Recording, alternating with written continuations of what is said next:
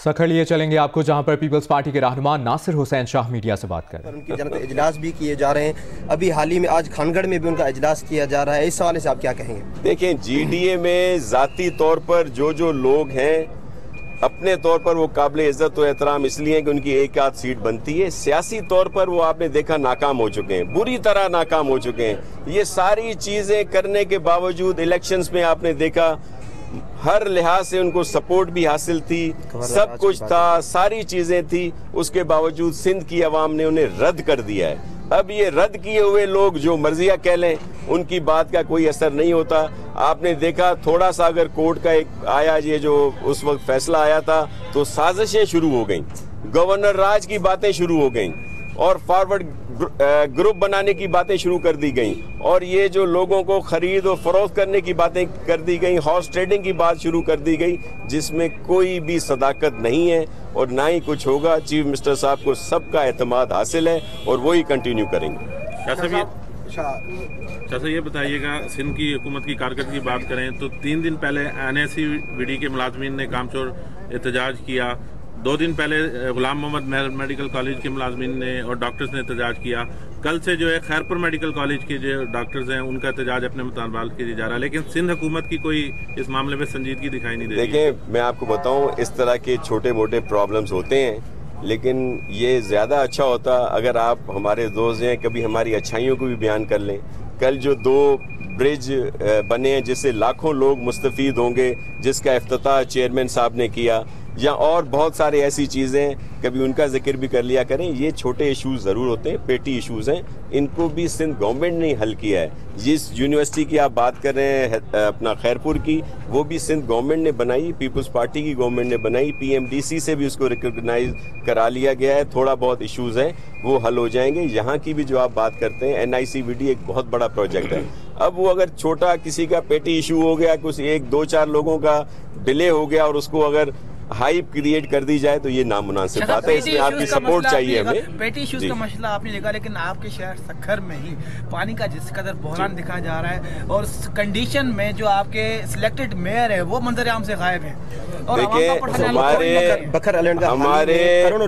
हमारे मेयर साहब इलेक्टेड हैं, कोई सिलेक्टेड नहीं है। सिलेक्टेड वजीर आजम साहब जरूर हैं, लेकिन हमारे मेयर साहब इलेक्टेड हैं। और दूसरी बात यह है कि पानी की स्कीम की सारी चीज़ें आपके सामने हैं। इसमें डिले जो आया वाटर कमीशन की तरफ से आया, जिसमें पहले फेज़ में निसासक को ख़त्म कर दिया गया था, लेकिन उसके बावजूद पीपल्स पार्टी की गवर्नमेंट ने, यहाँ के नुमाइंदों ने और ख़ास तौर पर चीफ मिनिस्टर साहब ने उस स्कीम को दोबारा लाइव किया और वो इंशाल्लाह जल्दी ये मसला सारा हल हो जाएगा।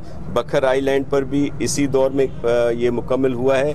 थोड़े सा इश्यूज उसमें आ रहे थे, वो भी अभी इंशाल्लाह हल हो जाएंगे और आप देखेंगे कि पानी का इशू सखर हो, रोड़ी हो या हमारे दीगर इलाके हो, वहाँ पे बेहतर हो जाएंगे इंशाल्लाह। जी, फवाद चौधरी और फयाज चौहान जो है वो काफ़ी शोला ज़बानी कर रहे हैं, जबकि फवाद चौधरी ये भी कहते हैं कि GIT पर जो है वो ज़्यादा लुटियाँ पाने की ज़रूरत नहीं है, लेकिन दूसरी जानिब नेब के हवाले से उनका ये कहना था कि वज़ीर आज़म की तौहीन की जा रही है। तो इस दौरे मेयार को आप किस तरह देखते हैं? वो कहते हैं कि 27 लाख रुपए का छोटा सा एक केस है और वज़ीर आज़म का ये इस्तेकात नहीं है कि उनके ऊपर इस तरह के नेब बुलाए, वो इसे जुर्म भी नहीं समझते। देखें, ये ही डबल स्टैंडर्ड्स हैं, ये इसके फवाद हों या चौहान हों या इनके कुछ और लोग हों, यही उनके डबल स्टैंडर्ड हैं। जब किसी और की बात आती है तो वो बहुत बड़ा गुनाह हो जाता है, जब खुद पे बात आती है तो वो बड़ा सवाब का काम हो जाता है। इसी से लोगों ने अंदाज़ा कर लिया है कि इनकी बातों को अब वो सीरियस नहीं लेते और ये बहुत ज़्यादा बातें करते रहते हैं, क्योंकि इनका काम ही है और ये इसी काम के लिए आए हुए हैं, इसीलिए इनको सिलेक्ट किया गया है। और जितना ज़्यादा बोलते हैं फिर उनको उतनी तरक्की की तरफ देखा जाता है। जो बहुत, ये अगर कोई सीनियर पार्टी हो, जो सही पार्टी हो, पॉलिटिकल पार्टी हो, तो ऐसे लोगों को कभी भी ना रखें। अच्छा साहब, ये थे कि एक आखिरी सवाल, मुस्लिम लीग नून और पाकिस्तान पीपल्स पार्टी का कुर्बतें करीब आने वाली हैं, तो इस तरीके से ऐसा ही लगता है कि आप लोग करीब आएंगे। देखिए, जब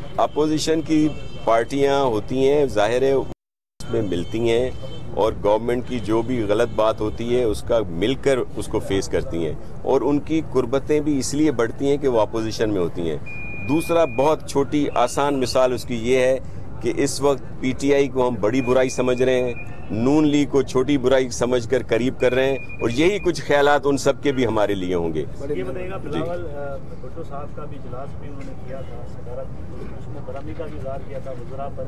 इस इजलास में क्या मिलिट्री कोर्ट के हवाले से कोई मामला ज़ेर बहस आया कि आप किस तरफ जाएंगे, क्योंकि आपने उन हालात में तो इसकी जान दी? देखिए, मैं आपको एक अर्ज़ करूं कि मिलिट्री कोर्ट का मामला CEC डिसाइड करेगी, लीडरशिप डिसाइड करेगी। ये जो भी हमारे मिनिस्टर साहिबान थे, हम लोग उनकी कारकर्दगी का इजलास था, इसमें ऐसी कोई बात डिस्कस नहीं हुई, लेकिन उसका फैसला CEC में बैठकर किया जाएगा। जैसा पीटीआई के एक रहनुमा ने केस दायर किया था एहतसाब अदालत में आसिफ अली जरदारी के,